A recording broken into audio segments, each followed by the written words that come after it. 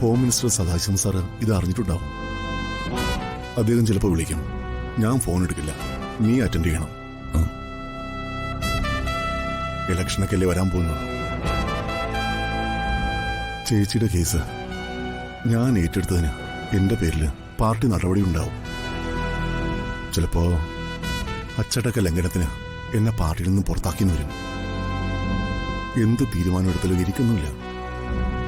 ഞാൻ റെസ്റ്റാണെന്ന് മാത്രം പറഞ്ഞാൽ മതി. സർ, അങ്ങനെ എസ്കേപ്പ് ചെയ്യുന്നത് ശരിയാണോ? ഒളിച്ചോട്ടെന്നൊക്കെ അവര് വിധി എഴുതും. പിന്നെ ഞാൻ എന്ത് ചെയ്യും? എന്റെ മനസ്സാകെ അസ്വസ്ഥമാണ്. എനിക്കാരോടും ഒന്നും സംസാരിക്കാൻ ഒരു മൂടുമില്ല. സർ, സാറിന് ഇപ്പൊ ഉണ്ടായി ഈ ടെൻഷൻ, അത് സാറ് സ്വയം വരുത്തി വെച്ചതാ. ഞാൻ പറയുന്നത് തെറ്റല്ലെന്ന് എനിക്ക് ബോധ്യമുണ്ട്. എങ്കിലും ധിക്കാരം പറയാണെന്ന് കരുതി സാറിനെന്നെ തല്ല. കൂടപ്പറപ്പിനോട് സ്നേഹമൊക്കെ ആവാം, പക്ഷേ ഇത് ഇത്തിരി ആന്തരിക. സാർ എത്ര കാലം കൊണ്ട് കഷ്ടപ്പെട്ട് നേടിയെടുത്തതാണ് സാറിന്റെ ഇമേജ്. അഴിമതിയുടെ കറ പുരളാത്ത രാഷ്ട്രീയ നേതാവെന്ന ഒരു പ്രതിച്ഛായ.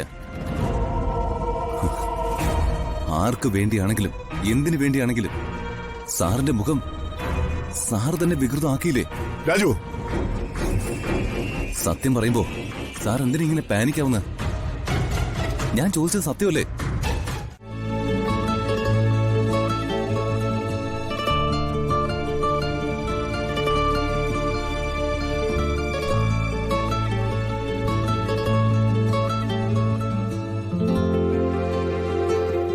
സ്റ്റോറി എഴുതാനുള്ള ഉദ്ദേശമാണോ? അതെന്താ അങ്ങനെ ചോദിച്ചാ? അല്ല, ഭയങ്കര ആലോചന, ഒരു കഥാകൃത്തിനെ പോലെ. ഒരു കഥയൊക്കെ ആർക്കും എഴുതാം. ഞാൻ പണ്ട് കോളേജ് മാഗസിനിൽ ഒരു കഥ എഴുതിയിട്ടുണ്ട്. My God! ഏതായാലും അത് ലവ് സ്റ്റോറി ആവാൻ ഒരു സാധ്യതയില്ല. അതൊരു ലവ് സ്റ്റോറി തന്നെയായിരുന്നു. ദൈവമേ, രാജു ലവ് സ്റ്റോറി എഴുതിയോ? എന്തായിരുന്നു സ്റ്റോറി? അതെ, ഒരു ഭിക്ഷക്കാരൻ മദാമയെ പ്രേമിച്ച കഥയായിരുന്നു. അയ്യോ, ഇപ്പൊ എഴുതാൻ ഉദ്ദേശിച്ച കഥ എന്താ? ആനക്കാരന്റെയോ? കഥ എഴുതൊക്കെ ഞാൻ അതോടെ നിർത്തി.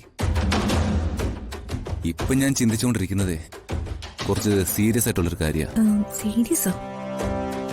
എന്താ രാജു? അതായത് ഇനി മുതൽ നമ്മളെ അംബിക മേഡത്തിനോട് തൊട്ടതിനും പിടിച്ചതിനൊന്നും ഒരു വഴക്ക് വേണ്ട. പിന്നെ അവരുടെ പ്ലാനുകള് നമ്മൾ സൈലന്റ് ആയിട്ട് നടന്നുകൊണ്ട് രഹസ്യമായിട്ട് മനസ്സിലാക്കണം. മുൻപത്തെ പോലെ അല്ലാതെ മുൻകൂട്ടി അമ്മയുടെ മകന്റെ പദ്ധതി മനസ്സിലാക്കി അവരുടെ കള്ളം കൈയോടെ പിടികൂടണം. എന്നിട്ട് അത് വർമ്മ സാറിന് നേരിട്ട് ബോധ്യപ്പെടുത്തി കൊടുക്കണം. ഈ ചേച്ചിയും മകനും ആരാണെന്നുള്ള സത്യം വർമ്മ സാർ അങ്ങനെ മനസ്സിലാക്കണം. അംബികയുടെ മുഖം മൂടി അച്ഛൻ തന്നെ മാറ്റണം. എന്നിട്ട് പിശാചിനെ ശരിക്കൊന്ന് കാണട്ടെ.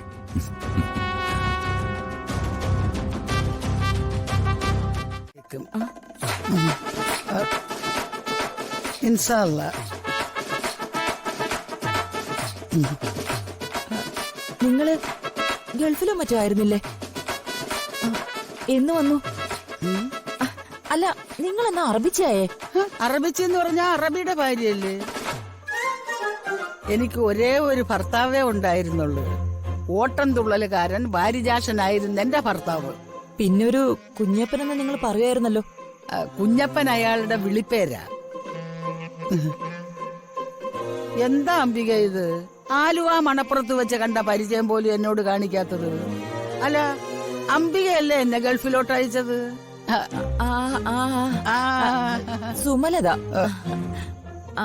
അല്ല, അവള് നിങ്ങൾക്ക് കാശൊക്കെ കൃത്യമായിട്ട് തരുമായിരുന്നോ? സുമലത ഒറ്റ ആഴ്ച റാസൽ കൈമേൽ അവളുടെ വീട്ടിൽ ഞാൻ നിന്നുള്ളൂ. ലോക അലവലാതിയാണ് അവള്. ഭർത്താവുമായിട്ട് ഏത് നേരവും ഫ്ലാറ്റിൽ കിടന്ന് അടിയോടടി. അയാളാണെങ്കിൽ അവളുടെ അടി കൊണ്ട് ചാവാറായി കിടക്കുക. ഞാൻ അവിടെ നിന്ന് മുങ്ങി. അയ്യോ, എന്നെ ഒരു അറബാബ് രക്ഷിച്ച്.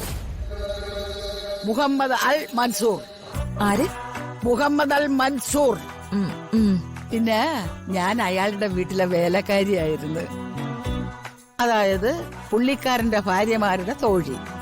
ഭാര്യമാരോ? ആ, മൂപ്പർക്ക് മൊത്തം 3 ഭാര്യമാരുണ്ടായിരുന്നു.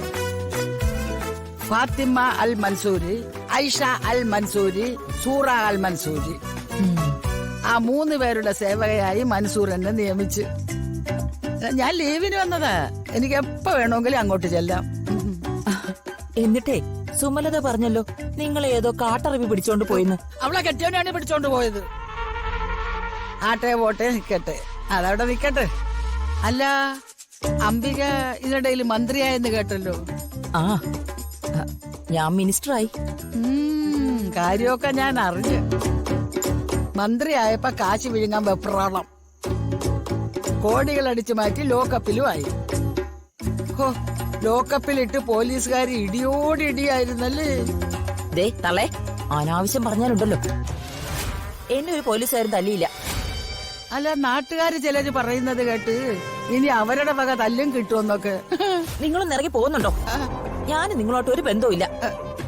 അല്ല, അങ്ങനെ അർത്ഥ മുറിച്ചാ മുറിയുന്ന ബന്ധം അല്ലല്ലോ നമ്മൾ തമ്മിലുള്ളത്.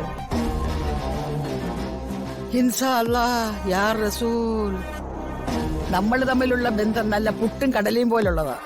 പണ്ടേ നിങ്ങൾ രാജുവിന്റെ ബന്ധുവാണെന്ന് കരുതിയേ ഞാനൊരു പരിഗണന തന്നിരുന്നു.